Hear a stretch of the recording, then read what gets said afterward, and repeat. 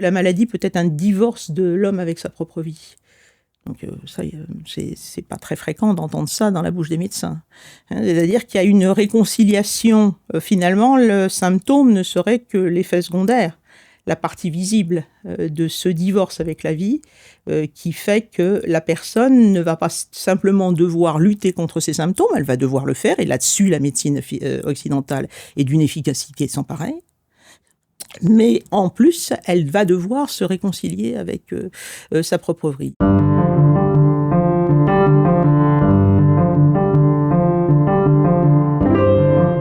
Il y a beaucoup de choses dans notre monde qui sont détraquées.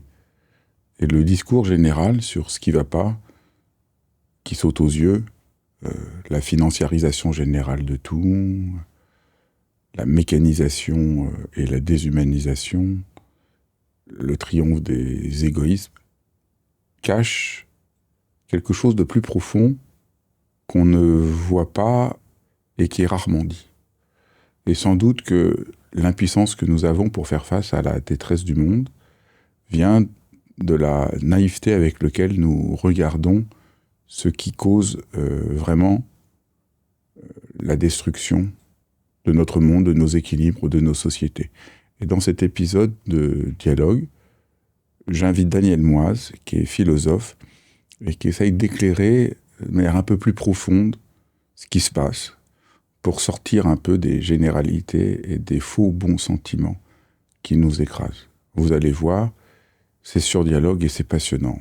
Moi, je suis Fabrice Midal, je suis philosophe et essayer de comprendre la souffrance de notre temps, les vraies causes de la souffrance de notre temps, voilà ce qui, moi aussi, m'anime depuis toujours et fait que je suis d'autant plus heureux de vous proposer ce dialogue.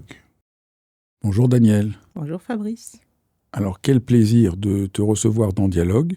Je connais ton travail depuis longtemps. On peut dire que ça fait plus de 30 ans que tu travailles sur l'articulation problématique du soin, de la santé, et une sorte d'obsession de rentabilité et de management dont tu montres que ça fait beaucoup plus de ravages et de dégâts qu'on ne le croit au premier regard.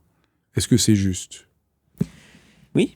Ça, c'est sûr que c'est pas forcément l'angle par lequel, au départ, j'ai abordé la chose, mais c'est très clair que notre monde, la médecine, la manière d'aborder, de rentrer en rapport avec le handicap, c'est notre monde qui le fait. Et ce monde, l'arrière-fond est sous-tendu par ce que Pierre Legendre appelle l'empire du management. Alors évidemment, alors, l'empire du management et puis aussi l'obsession du résultat. L'idée que l'action, c'est forcément une cause et un effet. Donc, un médicament et une suppression de symptômes, par exemple. Tu vois, et donc, évidemment, dans notre monde, à certains égards, c'est un monde très complexe, parce qu'à certains égards, c'est sûr que le handicap, c'est vraiment la rencontre d'une déficience et d'un monde, c'est-à-dire que ce n'est pas simplement une déficience, justement, c'est cette rencontre. C'est-à-dire qu'un handicap compensé, c'est plus un handicap. Donc, c'est le monde du handicap dit ça. C'est ce que dit l'Organisation mondiale de la santé. Elle définit le handicap comme la rencontre d'une déficience et d'un monde donné. Ce qui est très intéressant parce que ça ne fait pas porter le handicap et la déficience simplement sur la personne, mais sur l'interface entre cette personne, son manque, son problème et le monde. Donc, en un sens, cet univers du handicap a un très grand avantage, c'est-à-dire celui de ne pas penser simplement que le handicap vient de la seule personne. Donc ça, c'est un grand progrès par rapport à beaucoup d'époques dans le passé et de civilisations où le handicapé au fond, il était un peu moins humain. C'était une sorte de punition divine ou liée à son karma dans certaines monde asiatique. Là, il y a un renouveau très profond de pensée du handicap que tu salues. Oui, absolument. Je suis pas du tout... je n'ai pas le monopole de la chose. Ça a été montré par des chercheurs de façon très très précise, notamment Henri-Jacques Sticker dès les années 80. Henri-Jacques Sticker, c'est un peu le Foucault du handicap. Et Henri-Jacques Sticker a beaucoup travaillé le vocabulaire déjà du handicap. Dire handicap, c'est déjà ne plus dire infirmité. Infirmité, c'est l'atteinte non compensable. Le handicap, c'est vraiment, qui est né d'ailleurs avec l'univers de la réadaptation après la Première Guerre mondiale, c'est l'univers des prothèses, de l'effort de compensation. Donc, le monde du handicap, c'est à la fois un monde normatif, c'est-à-dire qu'effectivement, on veut que les personnes en situation de handicap participent à la course commune. C'est l'origine même du mot handicap, qui vient du champ de course, où on affecte le cheval le meilleur d'un handicap pour que toutes les chances soient égalisées. Donc c'est le monde de l'égalisation des chances, ça c'est très clair. C'est quand même le monde de la course, c'est-à-dire que c'est un monde concurrentiel. Donc c'est un monde normatif, concurrentiel, mais aussi réparateur. Et c'est très clair que, ne serait-ce que l'univers des prothèses, là, on a vu ça aux Jeux Olympiques, par exemple, c'est faramineux ce qu'on arrive à faire d'un point de vue technologique pour essayer de compenser les handicaps. Donc, c'est ce monde-là qui est à la fois normatif et qui va donc pouvoir lutter quelquefois contre le handicap jusqu'à la suppression de la personne handicapée elle-même. Alors, plus comme au temps de l'eugénisme après-guerre ou pendant la guerre, au point de stériliser les gens de force ou de les assassiner carrément, ce qui a eu lieu, ou de les laisser mourir, ça a été la France quand même. Donc faut préciser pour ceux qui ne connaissent pas, mais l'eugénisme qu'on identifie aujourd'hui au nazisme, qui a commencé par mettre à mort les handicapés, avant de s'attaquer aux opposants, aux communistes et aux juifs. Oui. Mais en réalité, le monde occidental tout entier était pris par cette idée de construire une meilleure humanité en éliminant les plus faibles. Absolument. Et ça a lieu dans tous les pays occidentaux, en France, en Angleterre et aux États-Unis, il y a ce projet-là. Japon, etc. Donc ça a été une idéologie qui anticipe, qui précède très très largement le nazisme et qui a contaminé même les pays qui n'étaient pas ostensiblement nazis, à commencer par le nôtre. Ça fait, je crois que c'est sous François Hollande qu'on a reconnu que les hôpitaux avaient laissé mourir ostensiblement, on les a pas assassinés, mais on a laissé ostensiblement mourir autour de 50 000 personnes dans les hôpitaux, simplement en les laissant mourir. Quelle époque ? Ça, pendant la guerre. Pendant la guerre. Donc, il y a eu une reconnaissance sous la pression d'un universitaire qui a beaucoup travaillé sur ces questions-là, c'est Charles Gardou, qui a vraiment fait pression pour que soit reconnu ce crime. Donc, c'était un crime de négligence, c'est un crime terrible. Des gens qui ont été laissés à l'abandon, sans nourriture, etc. Donc, c'est pas l'assassinat de masse du programme T4 des nazis, mais c'est quand même une négligence plus que coupable. Allons-y dire. Donc il y a véritablement cette volonté de lutter le monde moderne face au handicap. C'est un monde qui hérite de possibilités techniques considérables et qui donc va lutter contre le handicap. Dans une certaine mesure, de façon très appréciable pour les personnes concernées, c'est évident. Mais la frontière a été franchie dans la lutte. Par exemple, je vais te donner un exemple tout à fait précis, c'est celui d'un monsieur qui avait une forme de myopathie sévère, qui a été préfet, et qui m'avait dit, lorsque je l'avais rencontré, j'ai été effarée de lire dans un grand quotidien la trisomie éradiquée, où à la lecture on comprenait que ce n'était pas la trisomie qui était éradiquée, mais les personnes qui en auraient été porteuses. C'est-à-dire qu'il y a une espèce de confusion, à défaut de pouvoir soigner, il est arrivé qu'on élimine.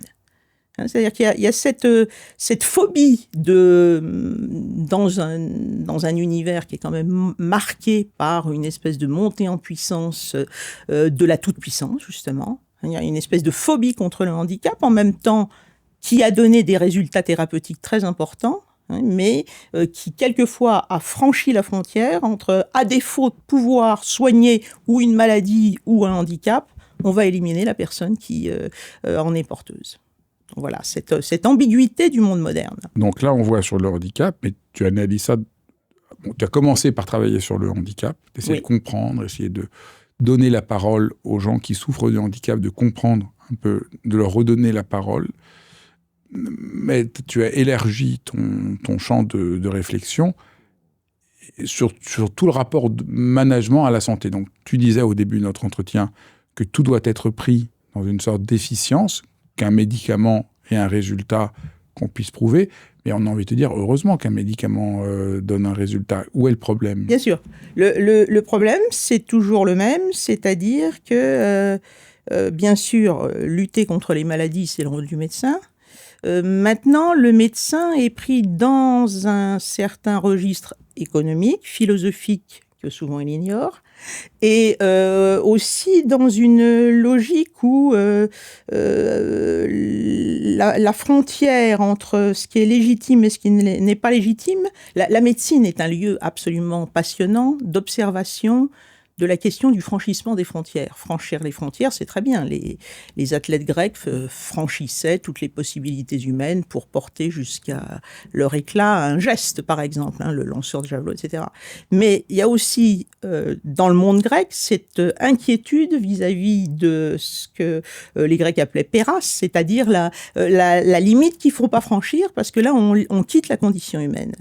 La médecine est toujours là-dessus, c'est-à-dire jusqu'où on va et qu'est-ce qu'on fait. Alors non seulement jusqu'où on va dans la lutte contre la maladie, est-ce que ça peut être au prix d'éliminer les malades ou les malades potentiels ? Maintenant, on n'est plus dans les malades, sauf que pour des raisons économiques, on a vu au moment de la Covid, par exemple, il y a eu une véritable sélection des personnes jugées réanimables ou pas réanimables. Si vous aviez déjà des symptômes tels ou tels, on vous décrétait non réanimable, et d'autant plus qu'on n'essayait pas de le faire. Donc, tu vois, on est arrivé dans un contexte à la fois de lutte contre la maladie et en même temps de restrictions budgétaires à trier les malades. Donc ça, c'est arrivé. Et donc aujourd'hui, si on n'est pas trop accompagné, si on est porteur de telle ou telle maladie, c'est vrai que le monde médical, lorsqu'il n'a pas les moyens de soigner, alors ne tue pas, à ma connaissance, mais peut abandonner. Donc on est dans cette mouvance-là. Et de plus, le médecin a obtenu des résultats et veut obtenir des résultats. Et tu as tout à fait raison de dire que c'est son boulot. Mais en même temps, il est très démuni lorsque, justement, il n'y a plus rien à faire. C'est-à-dire que c'est une culture de la thérapie. La culture du soin, elle est plus difficile à travailler. Donc, au fond, on essaye de penser cette autre culture. C'est-à-dire, c'est ça. Il ne s'agit pas de nier que c'est important qu'il y ait cette rationalité du soin, de trouver un médicament qui allège. Évidemment. Mais il y a un angle aveugle à cette obsession-là. C'est comment on prend soin de quelqu'un. Qu'est-ce que c'est la maladie ? C'est ça. C'est toute la dimension humaine, existentielle, qui est abandonnée. Ou en tout cas qui n'est pas tout à fait travaillée. Il y a une chronique que j'aime bien, parce qu'en plus c'était un hommage à une femme formidable, Elisabeth Zuckman, qui a été un des grands médecins de rééducation fonctionnelle après-guerre, et qui justement avait travaillé la question de savoir qu'est-ce qu'on fait pour soigner quand on ne peut pas guérir. C'est-à-dire que le médecin, il a été élevé dans l'idée, on va donner des médicaments, ça va avoir un effet thérapeutique, mais qu'est-ce qu'on fait quand il n'y a plus rien à faire ?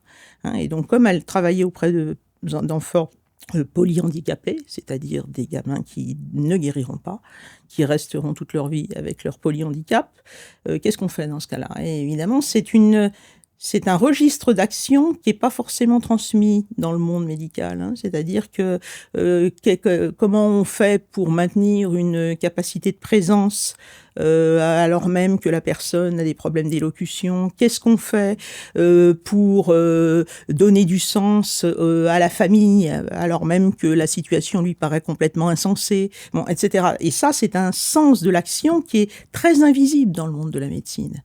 Donc c'est pourquoi j'avais une admiration infinie pour cette femme, parce qu'elle a travaillé, personne ne la connaît d'ailleurs, c'est tout à fait significatif, dans l'ombre pour accompagner les personnes et agir alors même qu'il n'y a rien à faire au sens thérapeutique. C'est-à-dire qu'elle cultivait un sens du soin qui était purement un sens de présence, un sens d'accompagnement, un sens de réflexion sur la façon dont les personnes pouvaient vivre la chose, comment les familles pouvaient rester quand même en lien avec les personnes. Et donc ça, c'est un sens de l'action dont je ne suis pas sûre qu'il soit tout à fait transmis aux médecins, c'est-à-dire cette médecine de pure présence, en quelque sorte, qui est sans résultat spectaculaire. Parce que les personnes resteront handicapées, elles auront à vivre avec leur handicap, et comment on apprend aux gens à vivre ça. Ça, c'est vraiment une branche de la médecine qui me semble devoir être cultivée, transmise surtout. Et donc tu montres que la maladie n'est pas que ce à quoi on l'a réduit aujourd'hui, une sorte de déficience par rapport à une norme. C'est ça. Alors c'est quoi ?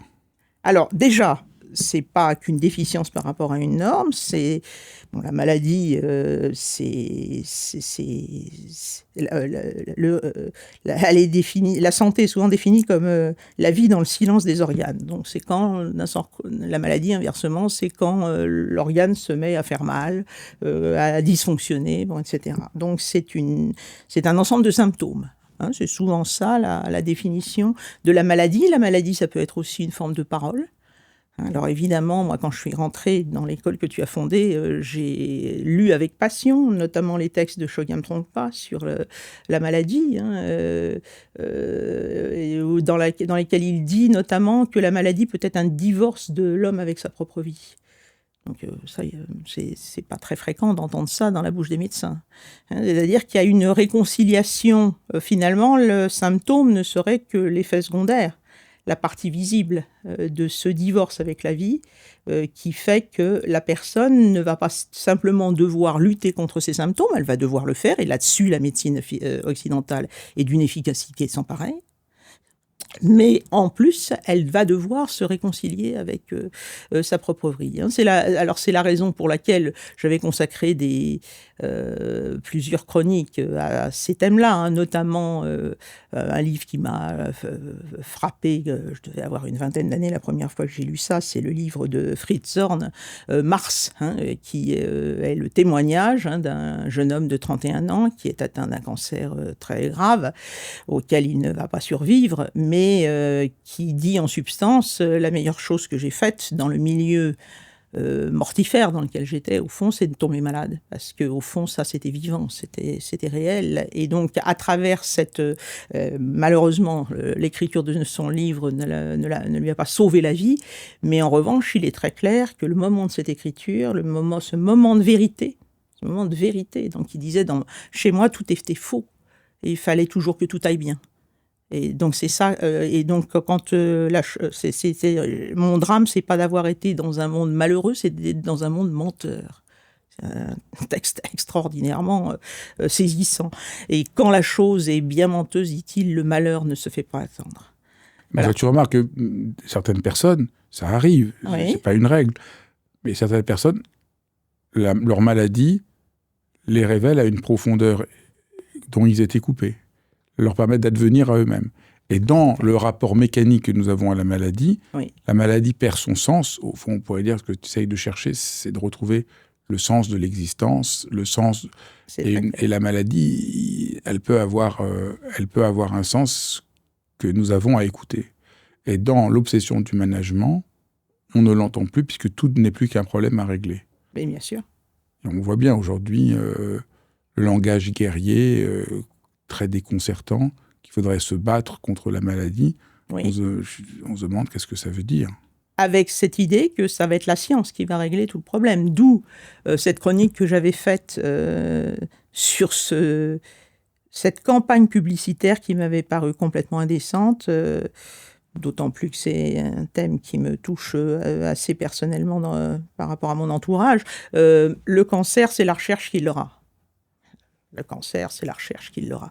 Et donc, ça mettait en scène des gens qui se téléphonaient, disant « Allô, comment tu vas ?»« Ah bah là, je vais pas pouvoir venir parce que j'ai un cancer à la semaine prochaine. » Donc, c'est une manière de complètement minimiser la chose, qui me paraissait d'un goût déjà assez douteux.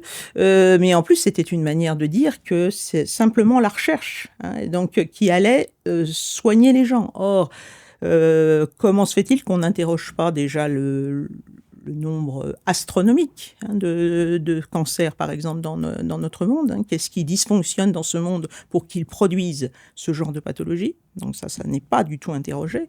Et puis d'autre part, comme on en parlait à l'instant, est-ce que se guérir, c'est simplement se débarrasser des symptômes? On est content quand on y parvient.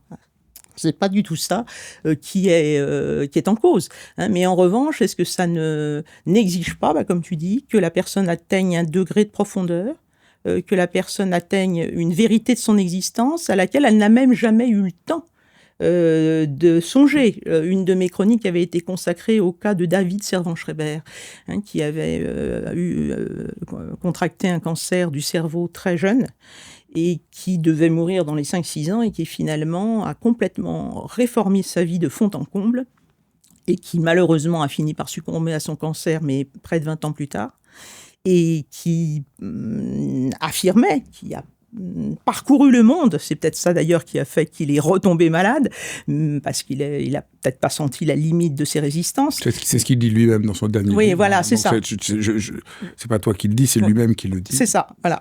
Et donc, c'est sûr que chez lui, il y a le sentiment qu'il était coupé de ses propres émotions.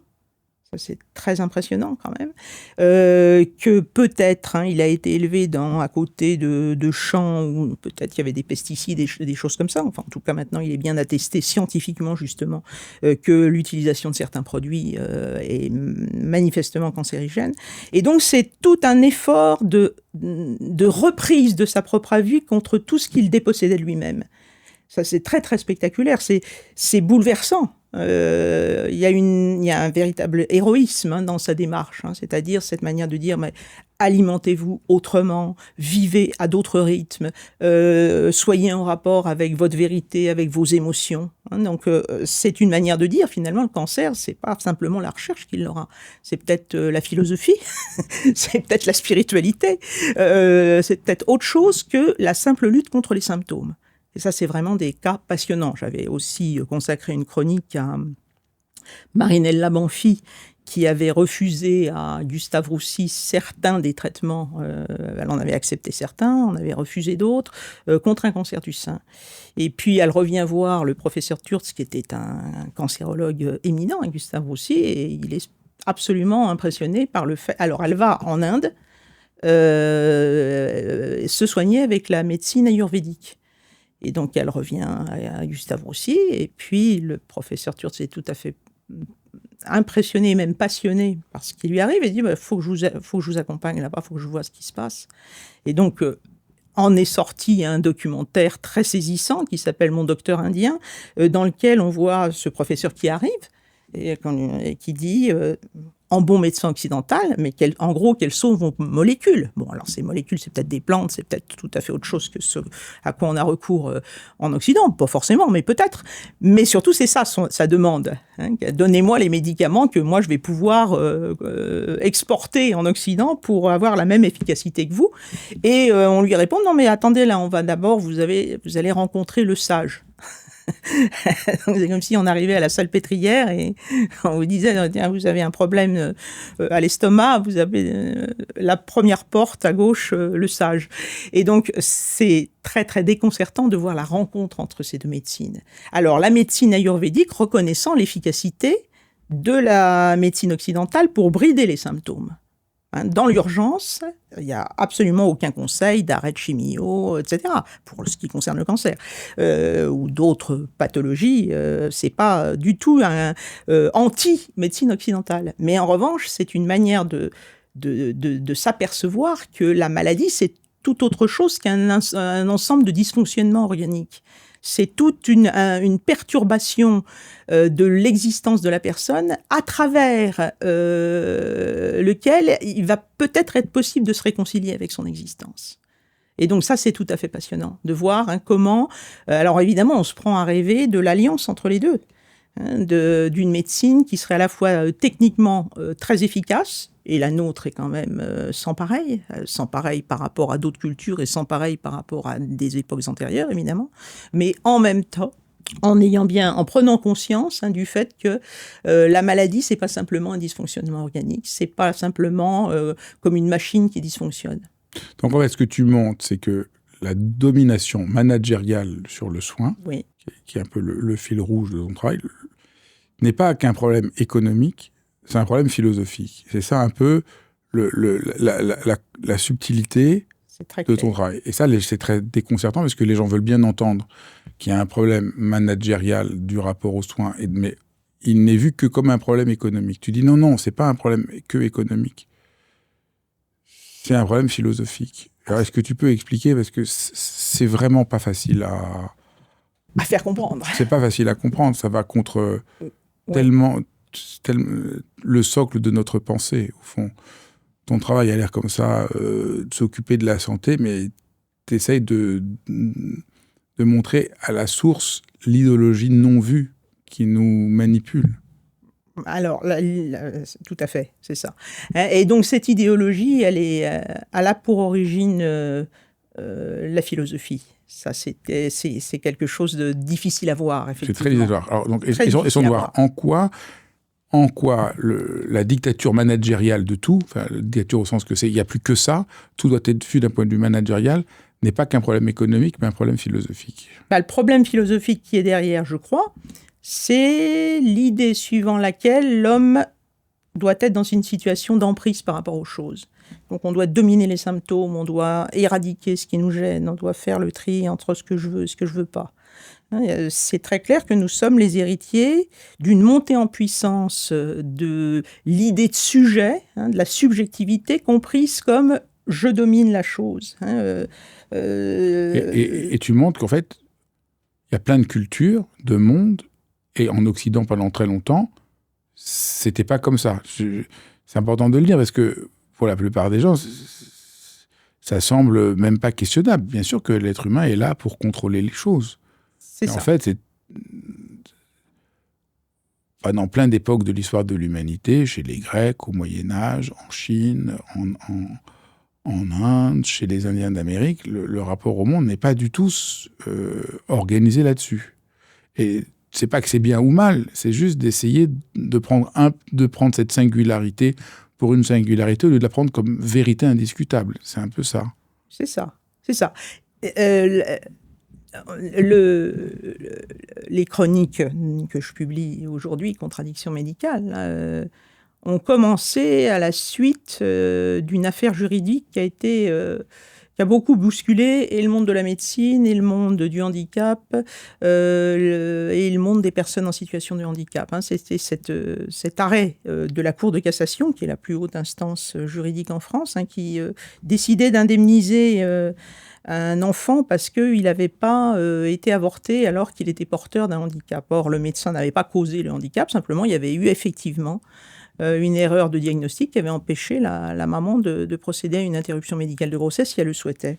Mais c'est l'enfant qui avait fait le procès. Et on a fait comme si c'était l'enfant qui faisait le procès. Il n'en était pas capable. Il était vraiment atteint de déficience assez sévère. Donc jamais il n'aurait pu faire une chose pareille. En toute bonne foi, la famille s'est dit on n'a pas assez donc c'est un handicap lourd, on n'a pas assez de moyens pour entretenir, pour participer à l'éducation de notre enfant, à ses soins, etc. Et donc on va essayer de trouver de l'argent par n'importe quel moyen. Alors le seul problème, c'est que symboliquement, indemniser quelqu'un parce qu'il n'a pas été avorté, alors d'une part c'est un peu une folie de faire comme si quelqu'un portait plainte contre sa propre naissance. C'est-à-dire qu'il y a vraiment cette idée que l'homme pourrait avoir une espèce de reprise sur son existence. Toutes mes chroniques, je crois, se débattent avec ça. C'est-à-dire qu'au fond, on n'est plus en rapport avec la vie comme avec un phénomène qui nous traverse, mais avec quelque chose dont on doit être l'origine. C'est très évident une fois qu'on l'a vu, oui. mais c'est complètement... C'est très étrange. Pour nous, alors, reprenons, que la vie, c'est quelque chose, comme tu dis, qui nous traverse, qu'on reçoit, auquel on doit être en rapport, qu'on n'a pas choisi.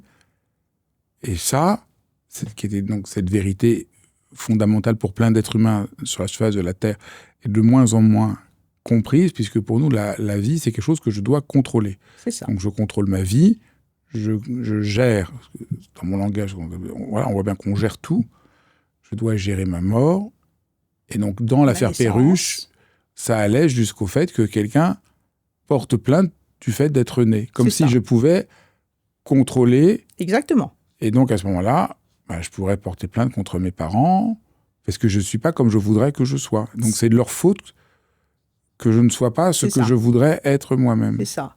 Donc au fond, là on voit, ça part d'un bon sentiment. Au fond, je voudrais contrôler ma vie, pourquoi pas. Mais on voit que ce que tu montres dans ton travail, c'est que si vous allez au bout de ce qui semble comme ça pas si choquant, ça devient fou. Ça devient fou, absolument. Alors, c'est clair qu'il y a quand même un basculement au cours de l'histoire de la pensée, et notamment en Occident, de cette idée que l'homme est un enfant de Dieu, c'est l'idée dominante avant le XVIe siècle, on va dire, et puis d'un seul coup, il devient le sujet pensant. Donc avec Descartes, il y a quelque chose, il y a comme un basculement par lequel l'être humain essaye de reprendre l'origine de son existence. Donc, tu n'es pas en train de dire qu'il faut qu'on revienne au Moyen-Âge et qu'il faudrait qu'on soit enfant de Dieu. Tu essaies juste de montrer, bon, là, il y a un virage qui porte en lui-même un point aveugle qu'il faut aujourd'hui montrer. Descartes, c'est formidable de réussir à montrer que l'homme peut penser par lui-même, que le bon sens est la chose au monde la mieux partagée. Tu le montres dans ton texte, à quel point c'est grandiose, mais il y a quelque chose comme un point aveugle, et l'affaire Perruche, qui pourrait sembler anecdotique, tu montres très bien dans ton livre, que là, il y a un truc, ça explose au visage, parce que là, il n'y a plus de limite. Et donc, qu'est-ce qui s'est passé après l'affaire Perruche ? Alors, qu'est-ce qui s'est passé après l'affaire Perruche ? J'aurais plutôt envie de dire qu'est-ce qui s'est passé avant l'affaire Perruche pour qu'elle soit possible. Donc, c'est ce qu'on vient d'essayer de dire.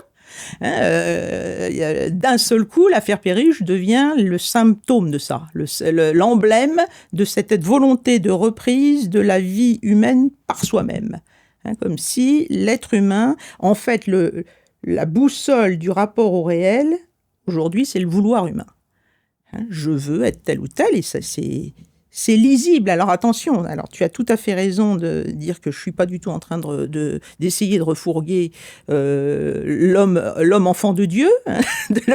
C'est pas ça du tout. Ce que je dis là, c'est simplement phénoménologique. D'ailleurs, de grands religieux l'ont dit. C'est-à-dire, je n'ai pas choisi d'être là. Il y a quelque chose dans l'existence. Je crois qu'exister, ça a toujours quelque chose à voir avec l'acceptation d'un non choisi de départ. Voilà, j'aurais voulu être homme, je suis femme, j'aurais voulu être pas handicapé, je le suis, etc., etc. J'aurais voulu avoir tel ou tel enfant côté parents, finalement c'est pas ce type d'enfant que j'ai eu, etc. Et donc il y a véritablement une montée en puissance dans la modernité qui a ses raisons philosophiques, c'est ça, qui n'est pas simplement économique. Alors l'économie n'est que l'effet secondaire de ça. C'est-à-dire cette volonté de contrôle. Ça, c'est très choquant, parce que dans notre monde aujourd'hui, les gens pensent que tout est économique et ne voient pas du tout que l'économique n'est que le produit de ce virage complet, radical, de conception de ce que c'est un être humain, de ce que c'est la vie, de ce que ça veut dire qu'être. Oui. Et c'est ce virage-là qui seul permet de comprendre notre monde. Et donc, on est complètement aveuglé en ne comprenant pas du tout la racine de nos problèmes. C'est ça. Alors, on est aveuglé. On ne sait pas pourquoi on pense ça. On pense effectivement que Marx dit quelque chose comme ça d'ailleurs. C'est le moteur de l'histoire, c'est l'économie. Et donc, au fond, le fond du problème est l'économie. En réalité, l'économie n'est que l'effet secondaire de la philosophie, si j'ose dire. Il y a une vision de l'homme qui est derrière et qui va effectivement avoir pour traduction économique l'empire du management. Donc, finissons sur l'affaire Perruche, après on va parler de l'agriculture, et on verra peut-être plus clairement avec l'agriculture ce que tu dis. Donc après l'affaire Perruche, donc là, les gens ont vu que c'était intenable. Alors, le jugement de la Cour de cassation, que je peux faire un procès parce que je suis né, c'est pas possible. Qu'est-ce qui s'est passé ? Alors, quelles sont les premières personnes à avoir réagi à cette... Je ne sais pas si on peut dire qu'il y a des premières personnes, ça a été un peu un tollé général dans tous les milieux concernés par l'affaire. Alors d'abord les médecins, Alors, d'abord parce que les relents derrière cette affaire étaient quand même très désagréables. On parlait, en droit anglo-saxon, on parle d'action en wrongful life, hein, c'est ce qui veut dire de vie préjudiciable. Donc les relents eugénistes étaient quand même fort désagréables, et beaucoup de médecins disaient « mais moi j'ai fait médecine pour soigner les gens, j'ai pas fait... » Je me rappelle le président des échographistes de France de l'époque qui avait dit « mais moi j'ai pas fait médecine pour faire sélectionneur à l'entrée du camp de la vie ». Donc là, c'était très clair comme formule. Hein. Donc les relents eugénistes choquaient beaucoup de médecins. Il faut dire, et là l'économie nous rattrape, que vu les montants, les sommes, je veux dire, financiers en cause, l'échographie n'était plus praticable.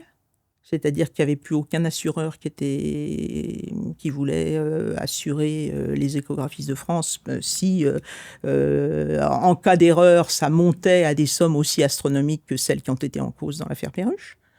Donc il y a quand même cet aspect-là, et je pense qu'il a été très très déterminant dans le tollé général. Faut pas du tout se faire. C'est pas simplement une affaire éthique. C'est pas une question éthique et philosophique que les gens ont réalisé. Donc il y a ça. Après il y a tous les handicapés de France. Alors les personnes handicapées qui ont trouvé que l'idée sous-jacente, c'est qu'il valait mieux ne pas vivre. Que si on indemnise quelqu'un parce qu'il est en vie, ça veut dire qu'il aurait été mieux pour lui qu'il ne vive pas. Donc l'implicite est terrible. Qui décide de ça? Et donc, il y a beaucoup d'handicapés qui sont handicapés, mais qui disent « je suis quand même heureux d'être vivant ». Ah bien sûr. Et donc là, j'ai plus le droit de dire ça. C'est ça. C'est-à-dire que l'insulte, c'est de dire « je suis handicapé, mais je suis heureux de vivre ». Alors ça, c'est quelque chose d'incompréhensible. Ce qui d'ailleurs demeure. C'est ce que disait le poète Joël Bousquet, tu sais, qui a reçu une balle à la guerre de 14 dans la colonne vertébrale et qui a vécu 18 ans encore, qui recevait le tout Paris dans sa chambre. Enfin, c'était un phénomène. Les très grands écrivains. Très grands, voilà, les très grands écrivains. Il disait, finalement, considérer que la personne handicapée, à l'époque, on devait encore dire beaucoup infirme, est heureuse, alors c'est quasiment une insulte au sens commun.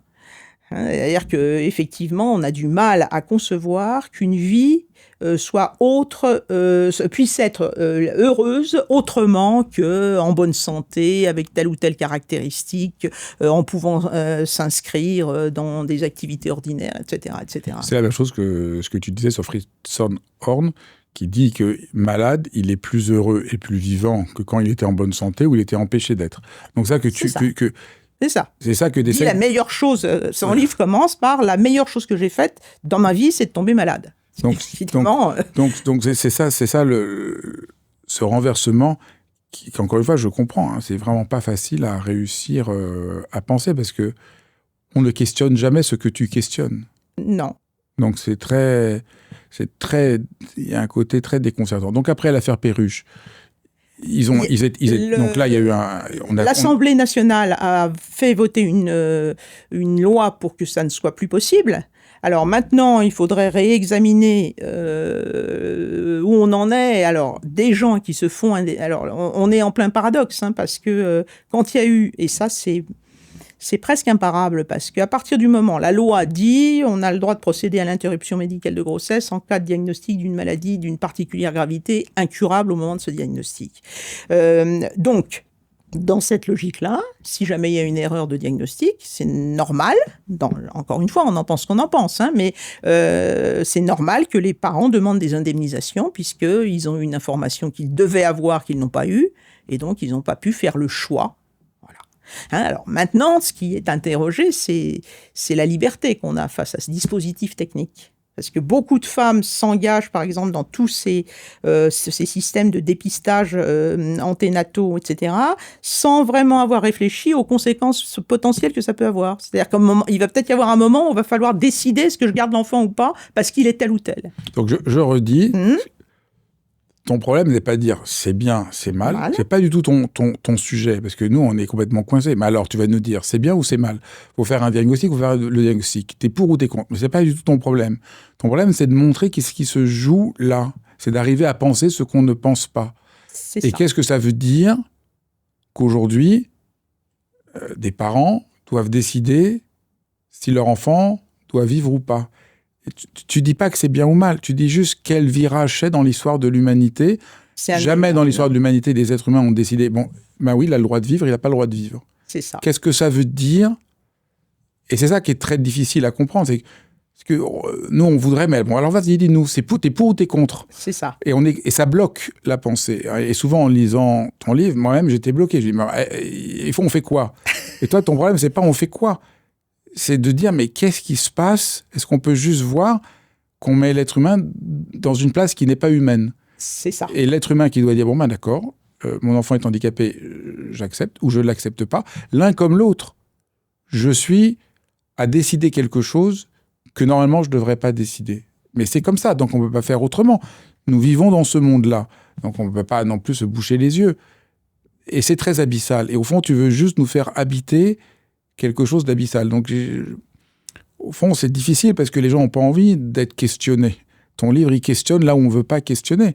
Et tu nous fais questionner à un endroit où, en plus, il n'y a pas de réponse. Il y a juste une douloureuse ambiguïté, une douloureuse expérience. Alors, ce qu'il faut essayer de montrer, c'est l'énormité de l'affaire. C'est énorme. On est arrivé à un âge du monde où les êtres humains, alors en Chine, ça donne attention, ça donne, on n'est plus dans le handicap, là, à moins que la féminité soit conçue comme telle, mais élimination des filles, parce que se rencontre, ce qui est très spectaculaire dans ce dispositif technique d'emprise sur la naissance, parce que c'est de ça qu'il s'agit. D'emprise, le gendre dit « nous naissons et mourons dans un théâtre chirurgical », c'est de ça qu'il s'agit.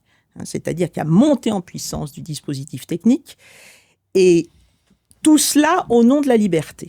Attention. Seulement, la liberté nouvelle qui nous est donnée, effectivement, nous oblige à nous demander, est-ce que c'est encore une liberté humaine? Je me retrouvais, il y a 3 siècles, avec un enfant aujourd'hui nommé trisomique, à l'époque, je ne sais pas comment on disait d'ailleurs, parce que le mot mongolien est arrivé un peu plus tardivement. Il est chargé de relents eugénistes, attention. Mais je devais faire face. Alors, je faisais face ou pas, suivant mes capacités de résistance, mes choix éthiques, etc., etc. Mais je n'avais pas choisi. Donc, je n'avais plus qu'à assumer ou pas. Mais je n'avais plus qu'à assumer. Aujourd'hui, je dois choisir en anténatal si oui ou non je décide de laisser vivre tel ou tel enfant. Et là, c'est énorme. On est passé véritablement, Sartre dit on est condamné à être libre, et c'est vrai que sa formule est très radicale et très juste dans une certaine mesure. Oui, je voudrais bien ne pas choisir, mais là, il faut que je choisisse. Mais ça ne portait quand même pas avant la naissance. Et là, ce dispositif technique nous oblige, au nom de la liberté, en étant en plus aveugle à tous les conditionnements. Quand je parlais de mongolien à l'instant, il faut quand même savoir tous les relents ignorés, insus, qui parasitent le phénomène, parce que mongolien, on parle aussi du syndrome de Down. Down, il ne faut pas oublier que c'était un eugéniste. C'était quelqu'un qui avait fait une hiérarchie de la dégénérescence des races et qui expliquait que ce qu'on appelle aujourd'hui la trisomie 21 depuis son identification génétique était en réalité une résurgence de développement antérieur de l'humanité, autrement dit une dégénérescence. C'est-à-dire que c'était une sous-humanité qui n'était pas encore pleinement humaine. Ce qui est complètement faux aujourd'hui. Oui, absolument. Évidemment, ça s'est révélé complètement faux ultérieurement. Et le mot de mongolisme, c'était un mot par lequel on discréditait à la fois les Mongols. Pourquoi mongoliens? Parce qu'ils avaient des traits, on disait d'ailleurs, on parlait de dégénérescence ethnique. C'est quand même dingue. Donc, les Mongoliens, c'était ceux qui se ressemblaient un peu physiquement à des Mongols. Donc, c'était une manière de discréditer les Mongols par les Mongoliens et les Mongoliens par les Mongols. Donc, tout ça, on est porteur de tout cet imaginaire. C'est-à-dire que ce dispositif technique qui est brandi au nom de la liberté, au nom de la toute-puissance, de la prise de l'homme de pouvoir sur sa propre existence, est en réalité conditionné par des choses qu'on ne sait même pas. N'importe quelle personne qui fait un diagnostic prénatal, elle ne sait pas qu'il y a Down, etc., etc.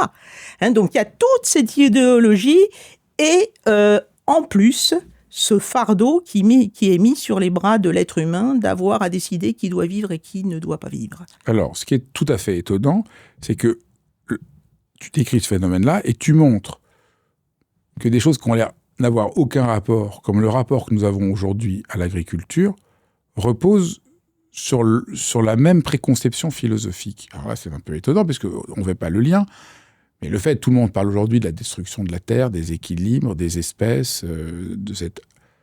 Et alors tu fais une analyse assez fine de ce que c'est aujourd'hui l'agriculture industrielle qui se veut pour le bien de l'humanité.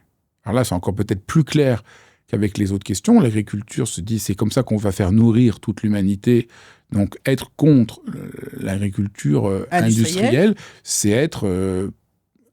pour la faim dans le monde. Pour la fin dans le monde. Alors, tu montres que c'est tout à fait faux. Est-ce que tu peux essayer de décrire ça ? Oui, alors ça, je crois que c'est un des aspects les plus intéressants du phénomène.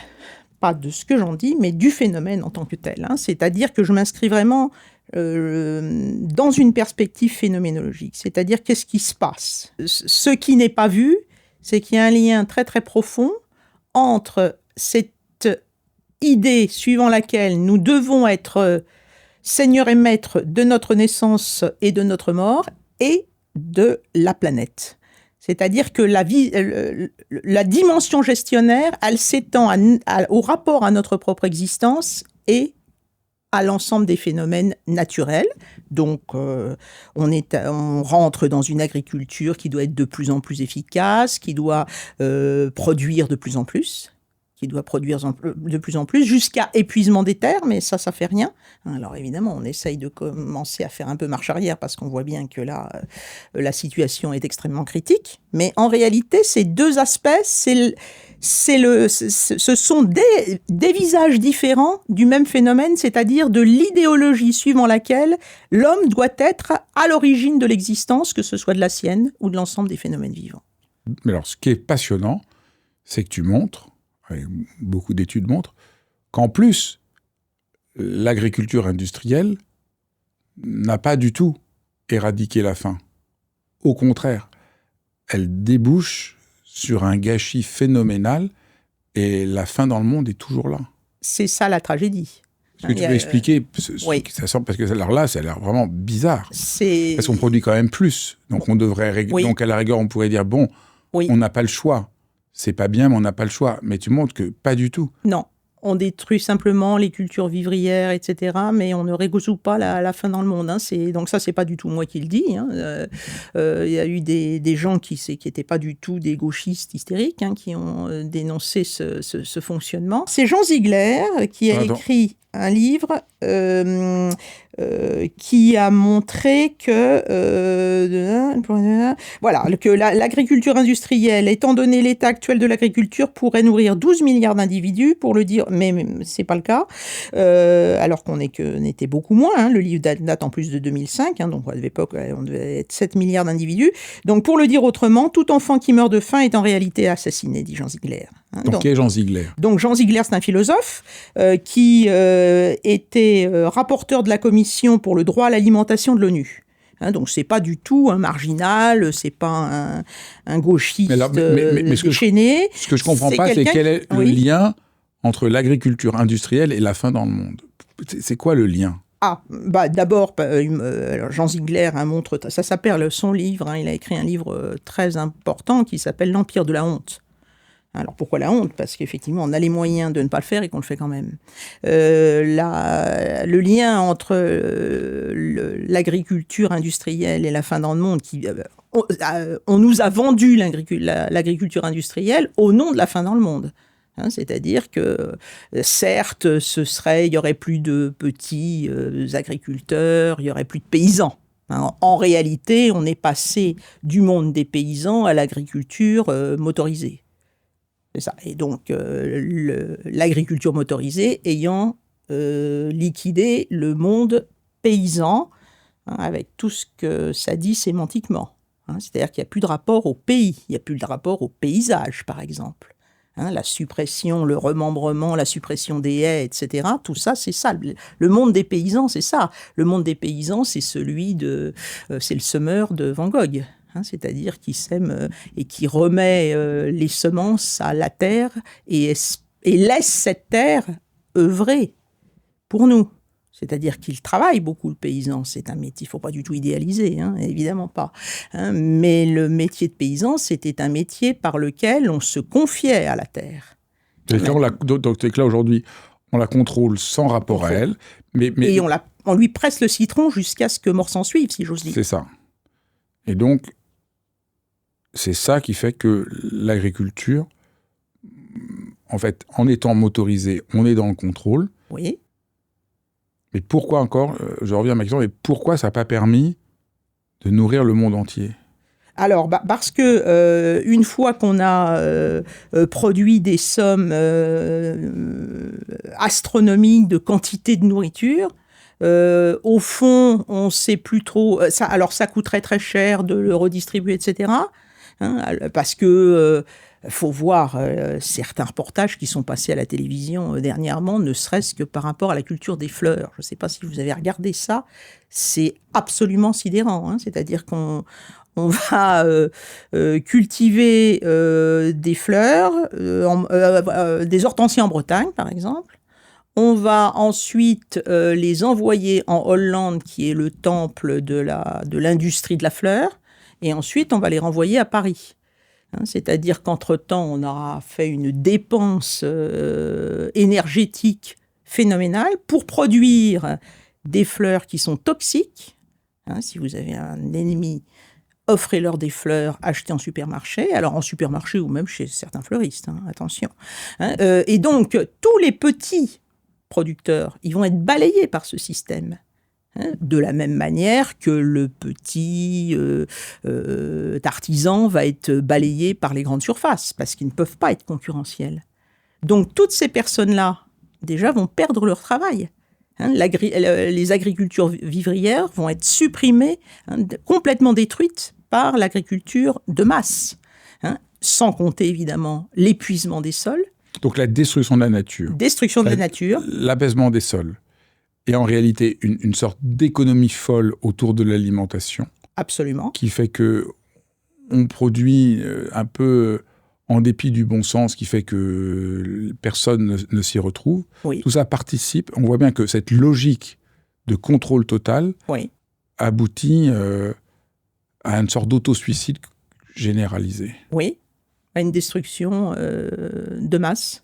Et tu montres que, malheureusement, le discours écologique ne répond pas à ce problème-là, parce qu'il ne voit pas quel est le problème philosophique et reste au fond prisonnier de l'idéologie de l'homme qui est à l'origine de lui-même, qui décide de tout, qui prend emprise sur tout. Donc, j'ai été particulièrement impressionné dans le dernier débat sur la loi sur la fin de vie de voir qu'effectivement que le profil sociologique de ceux qui veulent toujours aller plus loin de façon d'ailleurs très irréaliste, parce qu'il n'y aura jamais aucune loi qui prendra en compte tous les cas. Ça n'existera pas. On a déjà une loi plus ouverte en matière de fin de vie qu'on ne le croit. On a déjà le droit de refuser des traitements, on a le droit... Alors bien sûr, il y a des cas qui ne sont pas réglés par la loi, mais ça, c'est ça le réel. C'est-à-dire qu'il y a un écart entre la loi et l'ensemble des phénomènes qui, eux, sont singuliers. La loi, elle est générale, les phénomènes, les cas, ils sont singuliers. Si on veut effectivement une loi qui réglerait le problème par avance, où on aurait pu à réfléchir, où on aurait pu accompagner les gens, effectivement, on peut aller toujours plus loin et dire, bon, dès qu'il y a tel et tel problème, allez hop, on recourt à une élimination des personnes concernées.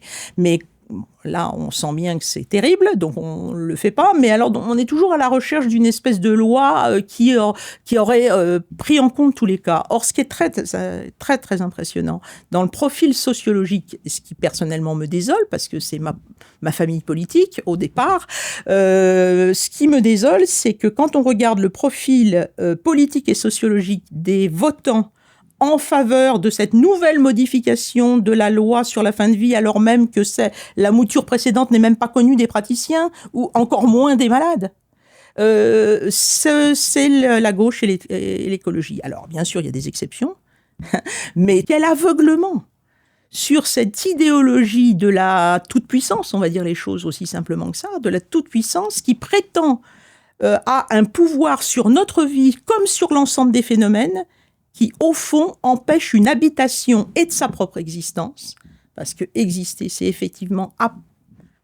Il y a une dimension de confiance dans toute existence. Donc, au fond, ce que tu reproches à ce qui est devenu l'écologie, c'est qu'elle n'est qu'une sorte de gestion contrôlante différente. C'est ça. Mais qu'au fond, elle voudrait être encore plus contrôlant en gérant mieux. Et elle dirait, au fond, l'industrie, l'agriculture industrielle n'est pas assez contrôlante parce qu'elle abîme les sols. On va être encore plus contrôlant sans se rendre compte que le problème, c'est cette volonté de contrôle. C'est ça. Et donc, le fait qu'elle soit à ce point pour l'euthanasie montre bien cet aveuglement. Et l'écologie n'est pas du tout aujourd'hui en phase de questionner cette volonté abyssale de contrôle jamais rassasiée pour nous apprendre ce que tu essayes de dire, accueillir la vie, habiter le monde, respecter la terre, trouver un équilibre dans le monde, trouver sa place entre le ciel et la terre, s'ajuster au vivant, respecter le vivant, sentir qu'on est d'abord un vivant. Et c'est tout ça qui n'est pas du tout reconnu aujourd'hui et qui fait qu'on est très perdu et que la source de la catastrophe de notre monde n'est absolument pas vue. Pas vue, absolument. Tu dis là quelque chose de tout à fait essentiel. Je crois qu'on est peut-être une raison d'espérer quand même, c'est-à-dire qu'effectivement, on ne voit pas l'idéologie qui est derrière, mais on voit bien les dégâts de cette idéologie. Et que là, il va quand même falloir un peu réfléchir pour essayer de retrouver une habitation plus juste de la Terre. Donc, ton travail, le mien, essaye de concourir à ce mouvement-là. Maintenant, avant que les idées n'arrivent dans les faits, il se passe quelquefois des décennies, voire plus. Donc, nous sommes... au terme, je crois, parce que là je vois pas comment on peut aller beaucoup plus loin dans la vision gestionnaire de la vie, la vision, l'idée de l'homme qui est à lui-même sa propre boussole. Hein, la volonté serait la boussole du rapport au réel, et ça on voit bien que ça marche plus. Remembrement, premier plan, troisième plan dans le domaine des politiques et dans les régimes totalitaires qui ont fait les beaux jours du XXe siècle, si j'ose dire. Donc ça, cette manière d'habiter la Terre, elle aboutit à la destruction que nous avons sous les yeux. Ça y est, là c'est là, on peut plus dire... Enfin, il y a encore quelques personnes qui disent non, tout va bien, ça montre d'ailleurs toutes les théories complotistes, etc. Mais non, c'est pas si grave que ça, etc. Ça montre à quel point c'est difficile de sortir de la chose. Théorie complotiste, c'est un des aspects nouveaux moi, j'ai compris, en fait, vous faites tout savoir, mais en réalité, non, c'est pas vrai. On peut continuer comme ça. Et ça non. On voit bien quand même que l'ensemble de tous les phénomènes vivants sont atteints, les espèces ont été détruites en 50 ans plus que toutes les générations antérieures, la montée des eaux, etc. On voit bien que là, on arrive à l'épuisement de ce rapport au monde. Quelques voies, la poésie, la méditation, d'autres ressources essayent de se faire un chemin au cœur de ce monde-là, mais évidemment, avant que ça prenne corps, espérons que ce sera suffisamment rapide pour que ça puisse amorcer un véritable tournant. Écoute, merci beaucoup. Pour tous ceux qui auront envie de questionner et de sortir de l'aveuglement idéologique, je ne peux que recommander de lire ton livre. Merci beaucoup, Daniel. Merci, Fabrice. Merci d'avoir suivi cet épisode de Dialogue. C'est vraiment un vrai merci, parce que c'est vraiment précieux que vous ayez vu cet épisode jusqu'au bout, que ça vous parle, parce que je fais ça pour vous. Donc c'est vraiment un échange, et je suis vraiment conscient aujourd'hui qu'autour de Dialogue, il y a véritablement une communauté de gens pour qui prendre soin du monde, prendre soin de soi, prendre soin des autres, compte beaucoup, et c'est vraiment merveilleux de voir qu'on est ainsi une communauté. Alors n'hésitez pas à partager, à liker, ça a l'air de rien, mais c'est vraiment très important. Ça participe d'une sorte de contagion heureuse dont notre monde a bien besoin. Je vous embrasse et je vous dis encore une fois merci.